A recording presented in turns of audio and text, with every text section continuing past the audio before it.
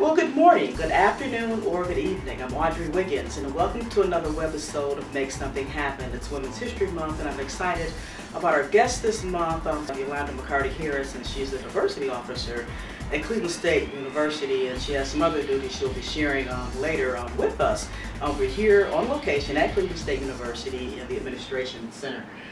Yulanda, give us a little more background about yourself. I know you're the diversity officer here at Cleveland State, but you've done some wonderful things. I know you're an attorney. Just fill us in.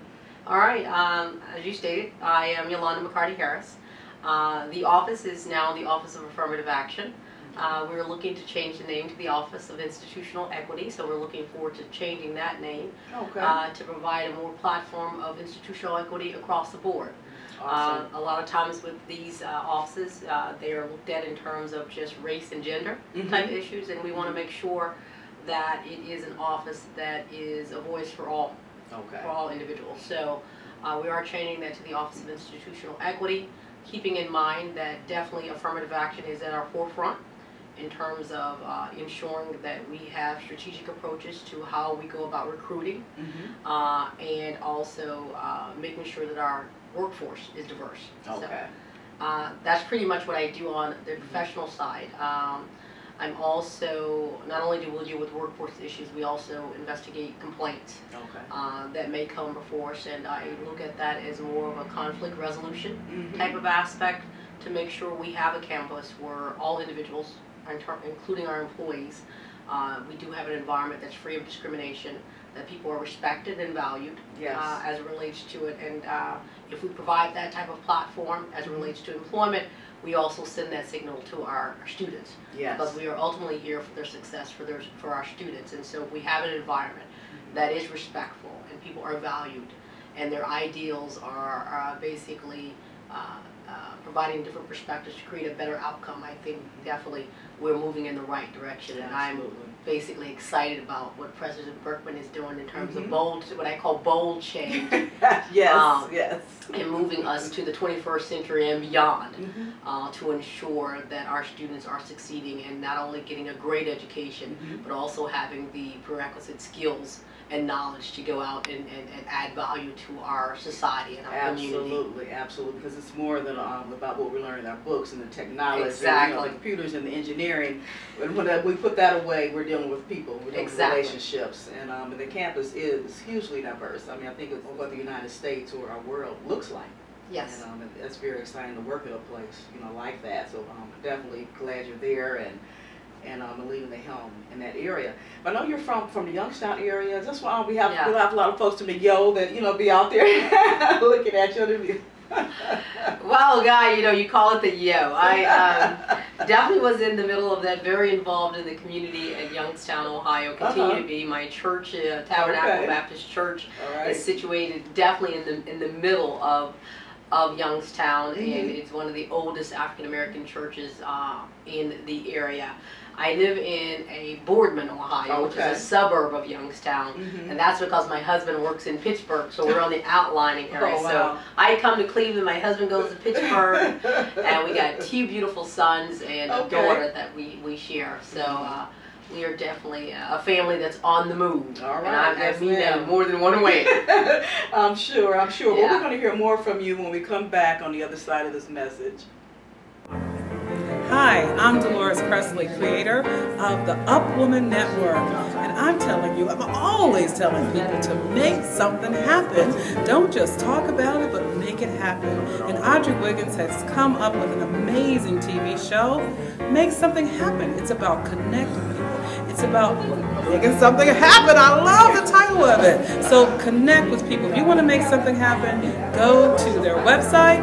MakeSomethingHappen.TV is the place for you to be. And more importantly, the show for you to watch. Yulanda, you set us up a little bit about a background. What's a typical day like for you? I know you haven't been here that long, but in the Office of Diversity, what happens in this office? Well, I know you call me a diversity officer. Technically, I guess I'm an affirmative action officer, yet also yielding results of diversity. And so, yeah, you're right in that sense. Guy, a typical day, it depends on how many meetings I have. A typical day could be coming in, asking Mary, my assistant, who does a wonderful job. Mary Knuckles, if you guys should know her. Yes, I got to meet her. She does an excellent job. She's been maintaining this office since the vacancy occurred over a year ago.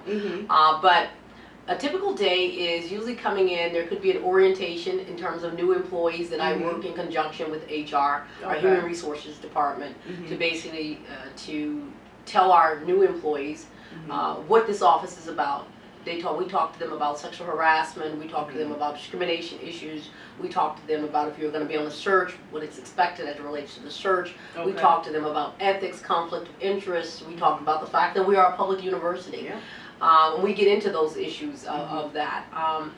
So that could be a day to tip off. I could have search training that I do. It's important that those, since we do what I call a peer review search committee, that are colleagues within the institution that are serving on search committees, determine who should be being a part of the process, put it that way, as to who should be hired. We talk to them about ensuring that there is clear equal opportunity, that every applicant, regardless of race, ethnicity, national origin, gender, sexual orientation, are treated fairly and have a true opportunity to apply. But then also we flip the script and talk about affirmative action. What does that mean?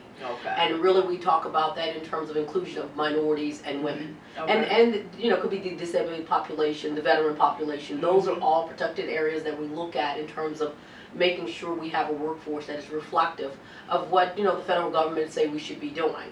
And so I track that whole entire process and tell them, so I guide them, and there's approval forms that are needed through my office that says that they can move forward with, you know, rating, ranking, making sure that they're consistent. Those types of forms are in place, so it's a whole procedural aspect of what we do. And then there may be a student or someone just drops by my office and says, can I talk to you about an issue I have? And I do a lot of counseling that may take place. And then there's the other part of just trying to get my office staffed. So I've been doing that too, trying to get my office fully staffed. We've been able to bring on a student. So we have a freshman student, Damien, that works from us. He's from the Cleveland area. And then we have a graduate assistant also that helps me with the statistical information. That helps me do my affirmative action plan. He's great. Sharath is a guy that's in our graduate program that is very well versed in informational technology. And so I have him, and then I'm looking to bring on an actual associate director.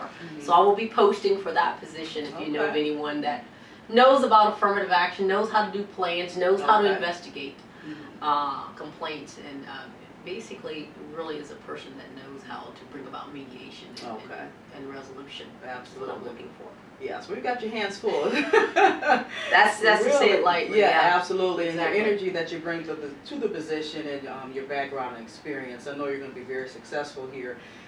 You're also an attorney. I don't think we had mentioned that. I am. And I think those skills that I learn, even though technically I guess you could not per se maybe say this is the practice of law, but I deal with the law all the time, especially as it relates to Title VII, which everyone knows about. No person shall be discriminated against based on whatever. And then Title VI, which brings in the educational environment as it relates to it. And Title IX, dealing with gender discrimination. So you got to be familiar with all of those regulations and laws that govern a public institution and know how to deal with those. And that doesn't necessarily say you have to be an attorney, but you definitely have to be experienced and well versed in those areas. So I think the aspect of me knowing the law and the knowledge that I have, as well as the communication skills that I have. I love people, and I think a lot of what I do is about relationships. So you'll often see me part of Black faculty and staff. You'll often see me in the disabilities office. You'll often see me working with student affairs. Working with all different organizations, and so I'm fully diverse as it relates to the institution. I think it's important that if you develop relationships, you're able to it's better to communicate what you're looking for and also to resolve those issues. So that's where all those attorney skills come in at, day in and day out. And I maintain that. I'm licensed in Ohio. Clearly that is active. I'm also licensed in Texas. That's inactive, but just in case I ever make it back to Texas. I am from Texas. I don't think we talked about that. I'll be ready. I'll be ready. Absolutely. And you're also a family woman. I I am. That's probably one of the proudest things that I can't believe that I am a mother, for one. And the fact that I am now into parenting, now 11 going on 12 years. My baby boy Langston, his name is Langston.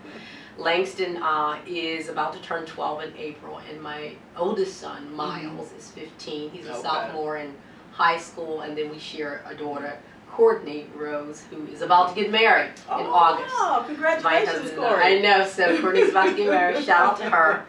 But I think that's a lot of balancing. I was reading an article, no, I was looking at, I think it was CNN or something that said, can we do it all? Can a woman actually do it all? Maybe it was a Facebook posting, I think it was. One of my colleagues says, can women do it all? And the question is, I think it's relative, depending on what is all. Yes, absolutely. I think each individual woman has to decide what all is. And it does take a lot to be professionally equipped, to be family oriented, spiritually oriented, and maintain all of those and balance life out. Yes. So that it works for you. And find some time where you're just for you. Me time, right? Me time. Absolutely. But I will say that since I have boys at the house, Courtney's not with us. We have boys at the house. I do a lot of me time. Because those boys, they deal with themselves, and so everybody's usually like a separate room, and then we kind of come together. And my little one come in there like, "Mommy, whatever," and I'm like, "Okay." Yes. Yeah, so absolutely. Yeah. I do. Yeah, so you brought up a good point, and after we take this break, I wanted to let's come back and talk more about that balancing act for women. This is Women's History Month. Let's bring a little bit of that in here. That'd be great. We're back with Yulanda McCarty-Harris of Cleveland State University in the Office of Affirmative Action. Soon to be Office of Institutional Equity. Soon to be the Office of Institutional Equity. Correct. Yes, and I like that because it is all-inclusive. Right. And because the beginning days or the different scenarios in affirmative action was dealing more with, was more narrowly focused. It was. And in these days and times, we do have to get a broader aspect, and there's some reversals. Yeah, and I think it's very important that we don't forget about, the aspects of it. I think one of the things why you see this change of affirmative action, with affirmative action going to diversity, affirmative action going to institutional equity, is that this misnomer of affirmative action, and we all know that from a critique standpoint, they critique it as basically giving someone something they don't deserve, or they're not qualified to be in. That somehow you need a handout, in order to get where you are. And clearly those that I'm a proponent of it, that basically believe it opens a door, just like anything else may open the door. It may be the person that it could be legacy that opens the door. It could be your friend down the way that knows someone that opens the door. Right. And so when you have people that are in positions of power, and we still look at our Fortune 500 companies, those are, those are, if you want to call them reverse areas of affirmative action, if you could say. Because people know people, and that's how you get into positions, is that you know someone that may be able to either pass a resume along, but it doesn't mean when you get inside, you got to perform just like everybody else. Absolutely. You got to perform, you're held accountable. Yes. You have to be able to have a vision, you have to be able to have a plan, and you have to be able to empower people to want to work. Yes, and be productive, because that's what we're all about. How do we, and that's what my office does, is removes those barriers so people can be productive and go about the business of what they are hired to do. Because there's nothing wrong, it's nothing like when you feel you are not valued, you feel that you're being treated differently because of, and you fill in the blanks. You're being treated differently because of this. You don't want to get up in the morning to come to work. You don't like being at work. You make everybody else miserable around you. And so those are draining, very draining negative aspects. And we want to be positive. We want you to be excited about coming to work. We want you to do what you're supposed to do as it relates to it. And that's where I see it's like, hey, this is what this office is about. Removing those barriers, whether it's our students, whether it's our faculty, whether it's our staff, or those that may from the outside, the community, do business with the institution. So I think all of that is important. And of course, meeting wonderful people like yourself. Thank you. And we're going to reverse that, because you're a fantastic lady. Okay, that was a good piece to add in there. I know before the break we were about to go into talking about women. Right, exactly, women. Well, I think as it relates to women, the bottom line is this.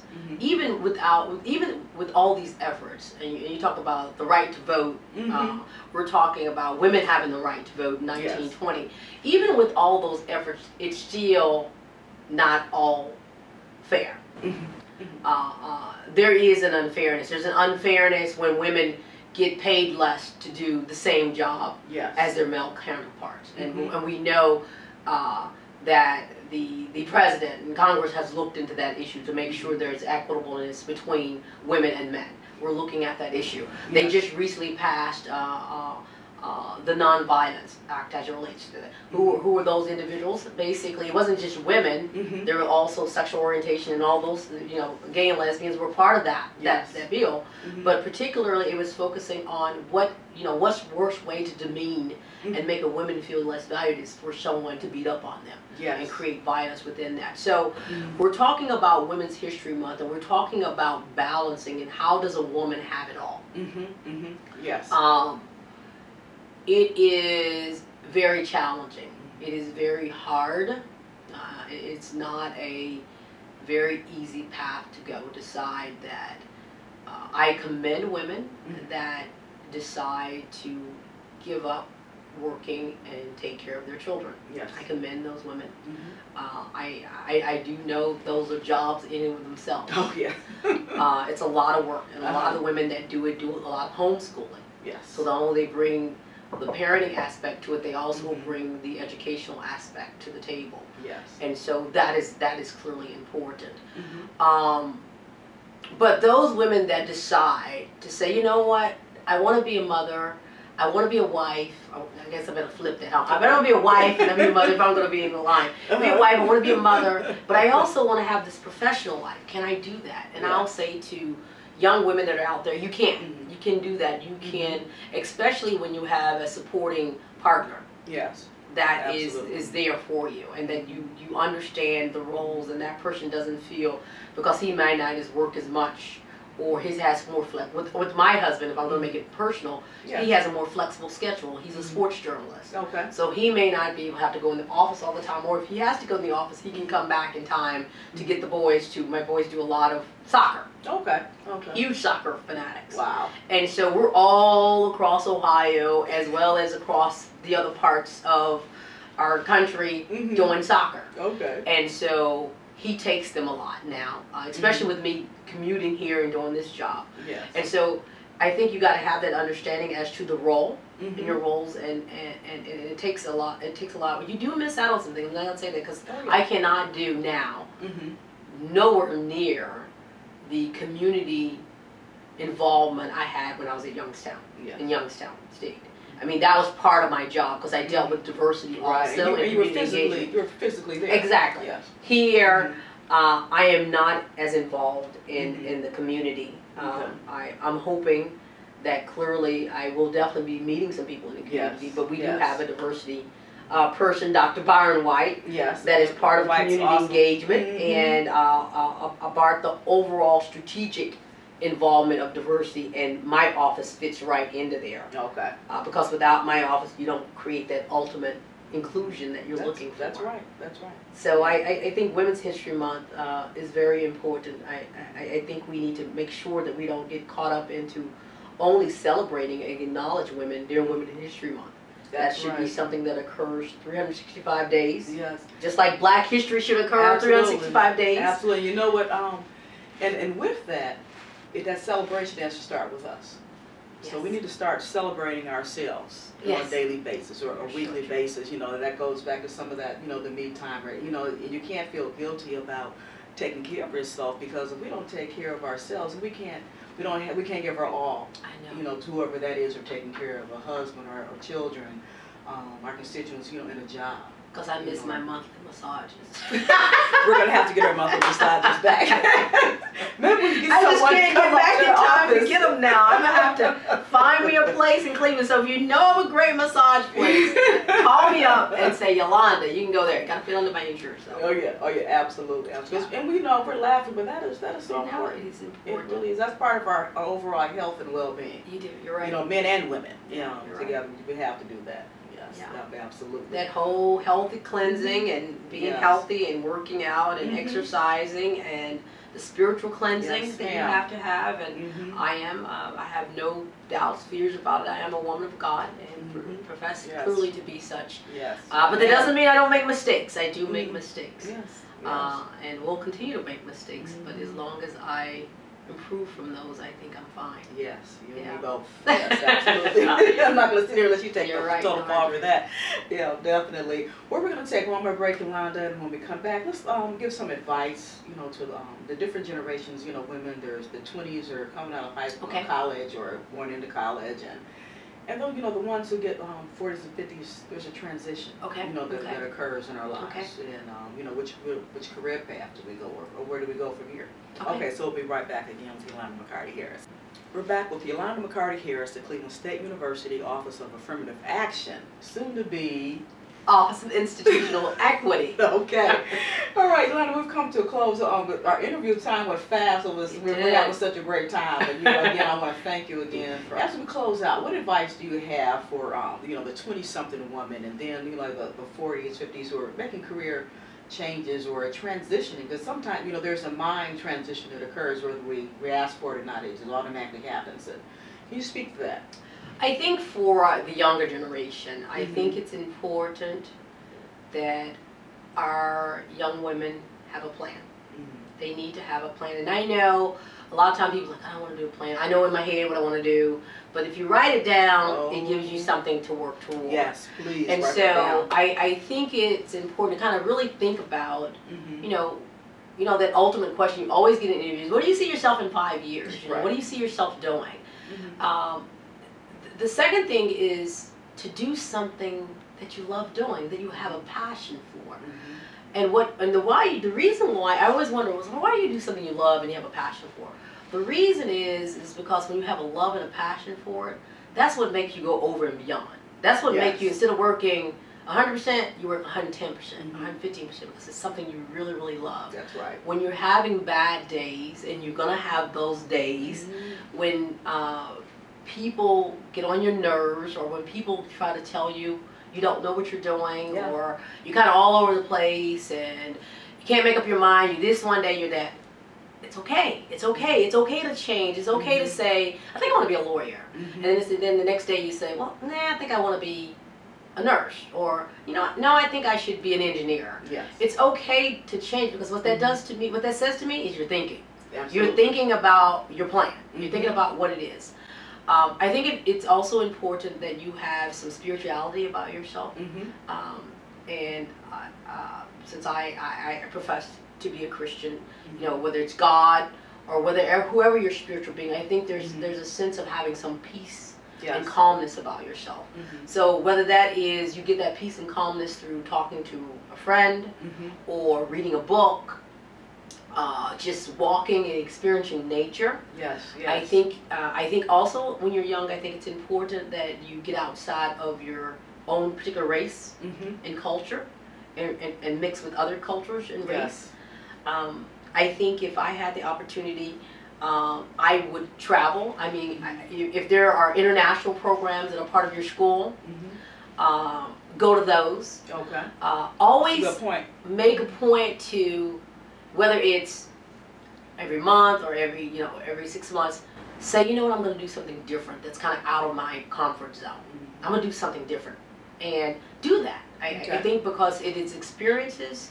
You may not have the money or whatever to go to Europe or to go to Africa, but you can definitely go there through books and reading, or through cultural events. That's right. People can take you. And then the other thing I would tell a young person is to have someone you can talk to, a mentor that can help guide and shape your vision, your goal. Make sure you have that person, whether it's your mother, whether it's your brother, whether it's your sister, that's a close friend, an aunt, an uncle, a church member, someone that you can bounce things off of, and someone that's not going to really judge you. And there's a difference between judging you and telling you when something is not right. Okay? You should have a person that's a mentor that's going to say yes to everything you say. They should challenge you on where your thinking is. So I think those are important for the early generation. A woman that's looking at a career change, I think it's important that you research that career change before you decide to jump out there. That you really make sure that is exactly what you want to do. See what the market is, whether it's something that there's some opportunities for. It's nothing deciding to say you're going to go into something and you know there's no opportunities. I guess you could be a trailblazer and create your own opportunity. You could do that. Indeed, it's pretty matters. I think, so I think the big thing with changing careers is really researching and making sure you have enough information to be able to, whether it's quitting your job and deciding, I know when I got ready to go to law school, I just dropped it. I just dropped everything. I quit. And I was determined to go to law school. I applied for law school and I said, hey, I'm going to get in. And when it was time, I took on my loans, which I probably, if I'd have thought that over a little bit more, that's probably where I should have done a little bit more research. But I just kind of quit and just delved into it. I was a very non-traditional student at that time. I was 31 years old. No, I wasn't 31. I wasn't 31. I was like 29. Because so I was an older student compared to these little 21, 22-year-old students. And so I think with career changes, you just kind of really knowing what you want to do. I know, and there's opportunities. Sometimes you're just like, you know what, I really don't want to do. I just want to do something else. I don't know what it is. And you try it out and see how it works, but just be prepared. I think a major thing also for young people, debt. Watch where you're spending your money. I wish I could go back. I was pretty good. I got out of it, and now here I am, an adult, and I'm financial. I definitely need to do some financial planning. And so those are some key things I think that, you know, when you're looking at the generational changes, and women are definitely bold and out there. They're doing great things. They are leading companies.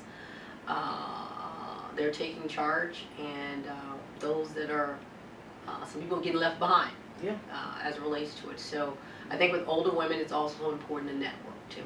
It's also always continue to have that mentor that kind of shapes you. And if you're interested in going to the area, call someone that is in that particular area and say, you know, what do you think? How's it been for you? What have been some of the challenges that exist? And I think that we as African American women probably have our own set of challenges. And I'm not saying we're different than anyone, but I think it is. We have our own set of challenges of dealing with corporate, whether it's corporate America, regular America, or just perhaps coming across too aggressively, or as opposed to being defined as being assertive. Those types of things that you get feedback on as it relates to it. And so we always have to say, we have to continue to develop professionally. You should always be in the mode of learning. I took, it's called, what is it called?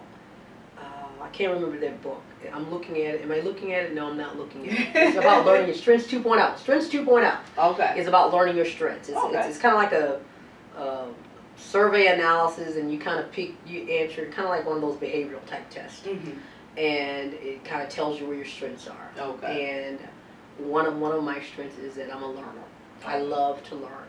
And whether it's reading, whether it's listening to books on tape up here, I don't feel quite right unless I feel I've learned something on a day-to-day basis. And that could be spiritually, I've learned something, I've talked to somebody and learned something, I've helped somebody along the way. That's very important to me. Yes, it is. Of planting seeds and just watching those seeds grow. So I mentor a lot of young women, and men. That's awesome. I do. Yeah, that's awesome. Well, Yulanda, thanks again for spending time with us today. My sister. Look forward, look forward to another time and getting to know you even better. And you go out and remember the things that Yulanda McCarty-Harris shared with us today. And find your strengths and get that book, Strengths 2.0, and really take time with yourself and and you know, make a difference. You make a difference with yourself, you'll make a difference in your community. So let's go out and make something positive happen.